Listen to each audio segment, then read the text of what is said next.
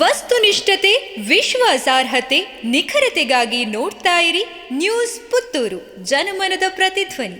ಶುಭ ಸಂಜೆ. ನಾನು ಶ್ರೀಮ. ಇಂದಿನ ಮುಖ್ಯಾಂಶಗಳು.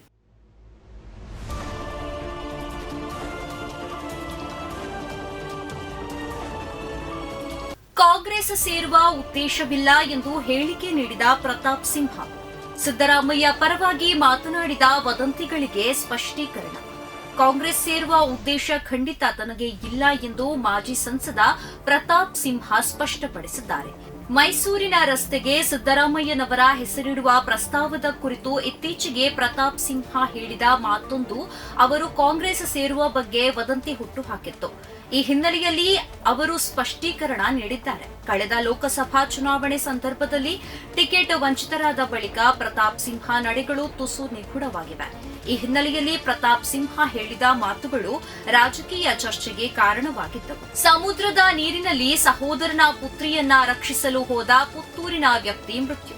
ಸಮುದ್ರದ ನೀರಿನಿಂದ ಸಹೋದರನ ಪುತ್ರಿಯನ್ನ ರಕ್ಷಿಸಲು ತೆರಳಿದ ಬೆಂಗಳೂರು ನಿವಾಸಿ ಸಮುದ್ರದ ಅಲೆಗಳ ನಡುವೆ ಸಿಲುಕಿ ಮೃತಪಟ್ಟ ಘಟನೆ ಸೋಮೇಶ್ವರ ಸಮುದ್ರ ತೀರದಲ್ಲಿ ಭಾನುವಾರ ನಡೆದಿದೆ. ಬೆಂಗಳೂರು ಶಿವಾಜಿನಗರದ ಎಚ್ಪಿಕೆ ರೋಡ್ ನಿವಾಸಿ ದಿವಂಗತ ಕಜೂಮ್ ಅಬ್ದುಲ್ ಶೈಖ್ ಎಂಬುವರ ಪುತ್ರ ಕೆಎಂ ಸಾಜಿದ್ ಅಲಿ ಮೃತರು ಎಂದು ತಿಳಿದು ಬಂದಿದೆ. ಹಿರಿಯ ಸಹೋದರನ ಪುತ್ರಿ ಸಮುದ್ರದಲ್ಲಿ ಆಟವಾಡುತ್ತಿದ್ದ ಸಂದರ್ಭ ಅಲೆಗಳ ನಡುವೆ ಸಿಲುಕಿದ್ದನ್ನ ಸಾಜಿದ್ ಅಲಿ ರಕ್ಷಿಸಿ ತಾವೇ ಖುದ್ದು ಅಲೆಗಳ ನಡುವೆ ಸಿಲುಕಿದ ಘಟನೆ ಸಂಭವಿಸಿದೆ. ನೀರಿನಲ್ಲಿ ಮುಳುಗಿ ವಾಪಸ್ ದಡಕ್ಕೆ ಬಂದವರನ್ನ ತಕ್ಷಣ ದೇರಳಕಟ್ಟೆ ಆಸ್ಪತ್ರೆಗೆ ಕೊಂಡೊಯ್ಯುವ ಪ್ರಯತ್ನ ಮಾಡಲಾಯಿತಾದರೂ ದಾರಿ ಮಧ್ಯೆ ಮೃತಪಟ್ಟಿದ್ದಾರೆ.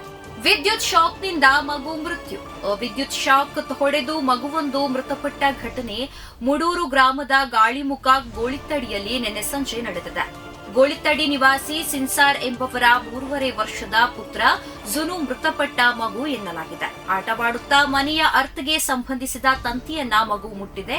ಈ ವೇಳೆ ವಿದ್ಯುತ್ ಶಾಕ್ ಹೊಡೆದು ಮೃತಪಟ್ಟಿದ್ದು, ಮಗುವನ್ನ ರಕ್ಷಿಸಲು ಬಂದ ಮಗುವಿನ ಅಜ್ಜ ಶಾಫಿ ಅವರಿಗೆ ವಿದ್ಯುತ್ ಶಾಕ್ ಹೊಡೆದು ಗಂಭೀರ ಸ್ಥಿತಿಯಲ್ಲಿ ಚೆರ್ಕಳದ ಆಸ್ಪತ್ರೆಗೆ ದಾಖಲಾಗಿದ್ದಾರೆ ಎನ್ನಲಾಗಿದೆ. ಅನಿರ್ದಿಷ್ಟಾವಧಿ ಸಾರಿಗೆ ಮುಷ್ಕರ ವಾಪಸ್. ಸಾರಿಗೆ ನೌಕರರ ಬೇಡಿಕೆ ಈಡೇರಿಸಲು ಒಪ್ಪಿದ ಸರ್ಕಾರ. ವಿವಿಧ ಬೇಡಿಕೆಗಳ ಈಡೇರಿಕೆಗೆ ಆಗ್ರಹಿಸಿ ಜಂಟಿ ಕ್ರಿಯಾ ಸಮಿತಿ ಕರೆ ನೀಡಿದ್ದ ಸಾರಿಗೆ ಮುಷ್ಕರವನ್ನ ಹಿಂದೆಗೆದುಕೊಳ್ಳಲಾಗಿದೆ. ಡಿಸೆಂಬರ್ 31ರ ಮಧ್ಯರಾತ್ರಿಯಿಂದ ತೊಡಗಿ ಅನಿರ್ದಿಷ್ಟಾವಧಿ ಮುಷ್ಕರ ಹೂಡಲು ಸಾರಿಗೆ ಯೂನಿಯನ್ಗಳ ಜಂಟಿ ಕ್ರಿಯಾ ಸಮಿತಿ ಕರೆ ನೀಡಿತ್ತು. ಆದರೆ ನಿನ್ನೆ ಮುಖ್ಯಮಂತ್ರಿ ಸಿದ್ದರಾಮಯ್ಯ ಮತ್ತು ಸಾರಿಗೆ ಸಚಿವ ರಾಮಲಿಂಗಾರೆಡ್ಡಿ ನೇತೃತ್ವದಲ್ಲಿ ಸಾರಿಗೆ ಇಲಾಖೆ ಅಧಿಕಾರಿಗಳೊಂದಿಗೆ ನಡೆದ ಮಹತ್ವದ ಸಭೆಯ ಬಳಿಕ ಜಂಟಿ ಕ್ರಿಯಾ ಸಮಿತಿ ಮುಷ್ಕರ ಹಿಂಪಡೆದಿದೆ. ಹೀಗಾಗಿ ಡಿಸೆಂಬರ್ 31ರಂದು ಎಂದಿನಂತೆ ಸಾರಿಗೆ ಸಂಸ್ಥೆ ಬಸ್ಗಳು ರಸ್ತೆಗಿಳಿಯಲಿವೆ. ಹುಷಾರ್, ಹೊಸ ವರ್ಷದ ಶುಭಾಶಯ ಸಂದೇಶದಲ್ಲಿರಬಹುದು ಮೋಸದ ಲಿಂಕ್. ಹ್ಯಾಪಿ ನ್ಯೂ ಇಯರ್ ಸಂದೇಶ ಕಳುಹಿಸಿ ಹಣ ಲಪಟಾಯಿಸುವ ತಂತ್ರ. ಅಮಾಯಕ ಜನರ ಬ್ಯಾಂಕ್ ಖಾತೆಗಳಿಂದ ಹಣ ಲಪಟಾಯಿಸಲು ನಾನಾ ತಂತ್ರಗಳನ್ನ ಬಳಸುತ್ತಿರುವ ಸೈಬರ್ ಕಳ್ಳರು ಈಗ ಕಂಡುಕೊಂಡಿರುವ ಹೊಸ ತಂತ್ರ ಹೊಸ ವರ್ಷದ ಶುಭಾಶಯ. ಹೊಸ ವರ್ಷವನ್ನ ಗಮನದಲ್ಲಿಟ್ಟುಕೊಂಡ ವಂಚಕರು ಈಗ ಜನರ ಖಾತೆಯನ್ನ ಖಾಲಿ ಮಾಡಲು ಹೊಸ ತಂತ್ರವನ್ನ ರೂಪಿಸಿದ್ದಾರೆ. ವಾಟ್ಸ್ಆಪ್, ಫೇಸ್ಬುಕ್ ಅಥವಾ ಟೆಲಿಗ್ರಾಂನಂತಹ ಸೋಷಿಯಲ್ ಮೀಡಿಯಾ ಖಾತೆಗಳಿಗೆ ಹೊಸ ವರ್ಷದ ಶುಭಾಶಯದ ಗ್ರೀಟಿಂಗ್ ಕಳುಹಿಸುತ್ತಾರೆ. ಇದನ್ನ ತೆರೆದ ಕೂಡಲೇ ಖಾತೆಯಲ್ಲಿದ್ದ ಹಣವನ್ನ ಕಳೆದುಕೊಳ್ಳುವ ಸ್ಥಿತಿ ಬರುತ್ತದೆ. ಹೀಗಾಗಿ ಅಪರಿಚಿತ ಸಂಖ್ಯೆಗಳಿಂದ ಬರುವ ಶುಭಾಶಯದ ಬಗ್ಗೆ ಕಟ್ಟೆಚ್ಚರದಿಂದಿರಬೇಕೆಂದು ಪೊಲೀಸರು ಹೇಳಿದ್ದಾರೆ. ಪ್ರತಿದಿನದ ಸುದ್ದಿಗಳಿಗಾಗಿ ನೋಡ್ತಾ ಇರಿ ನ್ಯೂಸ್ ಪುತ್ತೂರು, ಜನಮನದ ಪ್ರತಿಧ್ವನಿ.